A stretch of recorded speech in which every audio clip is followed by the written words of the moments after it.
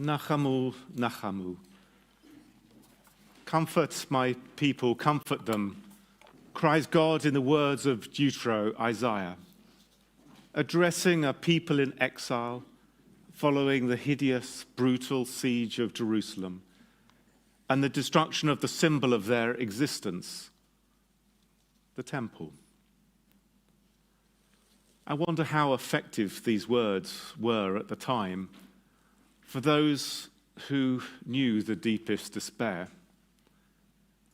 This morning, even I, who have always stood out as one of the most hopeful and optimistic rabbinic voices in liberal Judaism concerning the state of Israel, struggle for consolation.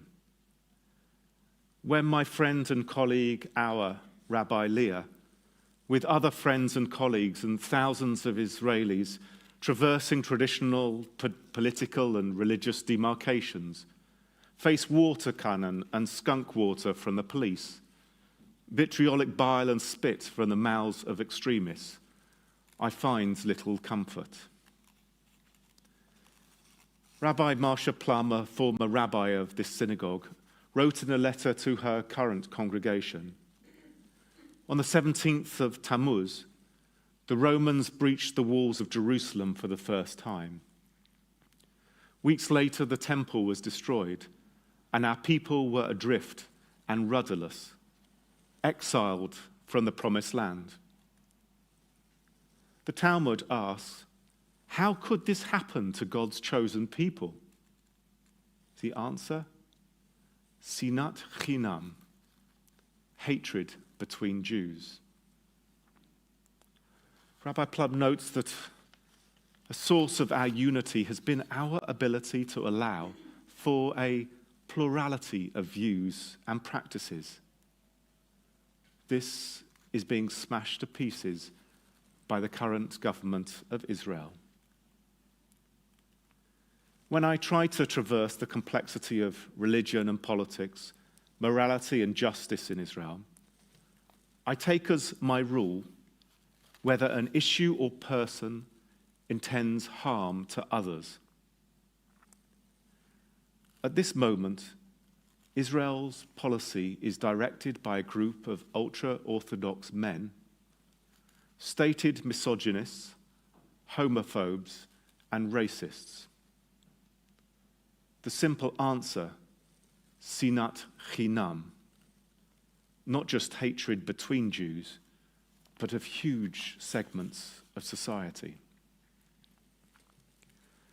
Polarization on steroids. A progressive liberal vision of Israel against the ultra-Orthodox religious nationalist popularism. A culture war against the LGBTQ+ community. Accusations that feminists are taking over the IDF. That secular Jews, into which they include us, progressive Jews, are not really Jews at all. Their equivalent of dehumanization, de-Judaizing us. Creation of private militias, a Jewish Wagner organization, and a clear stated policy that is apartheid. Sacred organizations such as the IDF are targets of abuse, and major crime figures are involved in the Likud party, whose prime minister, whose own future rests on subverting justice. As Rory Stewart cited, it is a government of shamelessness. In a country that has no written constitution and no second chamber of government, the Supreme Court is the only bastion of justice, the only check on power, not just of this government, but of any government of Israel. The undermining of the Supreme Court put a time bomb on the ethical rudder of Israel, as Rabbi Plum termed it. We're not talking about the abuse of vague groups of people. Us in Israel, progressive Jews, have been discriminated against by the state of Israel through most governments. This year, we will be supporting the Israel Religious Action Center in our Yom Kippur appeal. The reason why Iraq exists is to bring cases of religious and other discrimination to the only place of protection against state discrimination, the Supreme Court.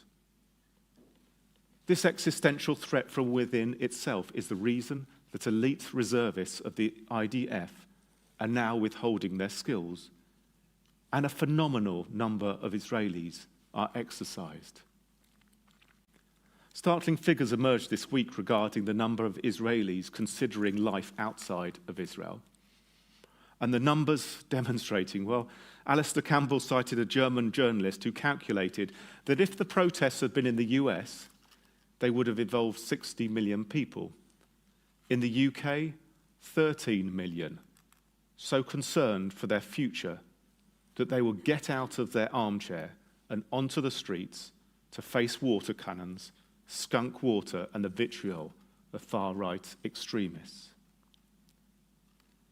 In London and cities around the world, we can also stand with our local Israelis as they protest or head to Israel to join the protests there alongside our friends and family. Rabbi Leah wrote of her experience joining the march to Jerusalem on the eve of Tisha B'Av, the date that commemorates the destruction of the temples of Jerusalem and therefore Israelite society.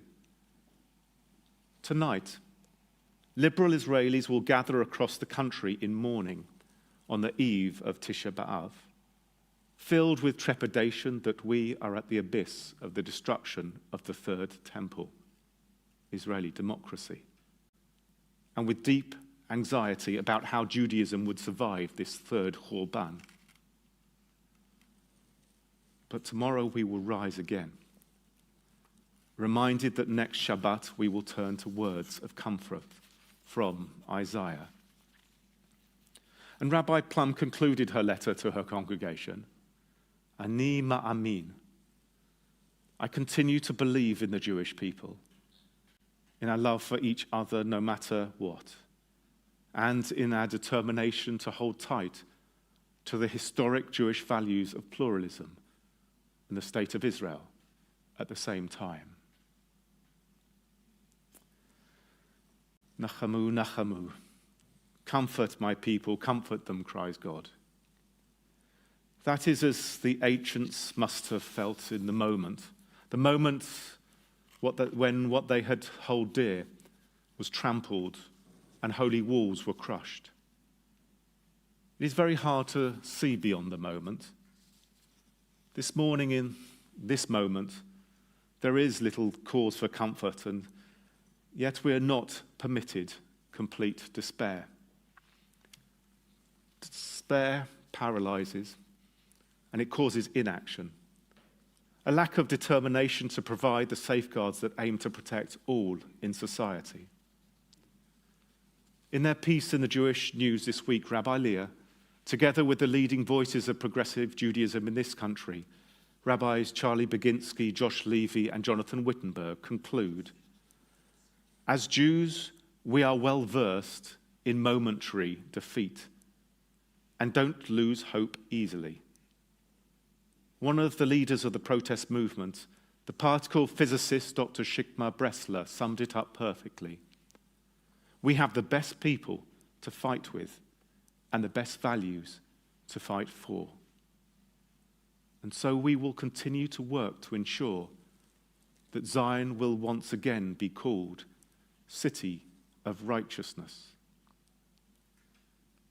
Now is very much the time to support all those in Israel, our siblings, family, and friends who fear for the existence of a democratic Israel and their future in it.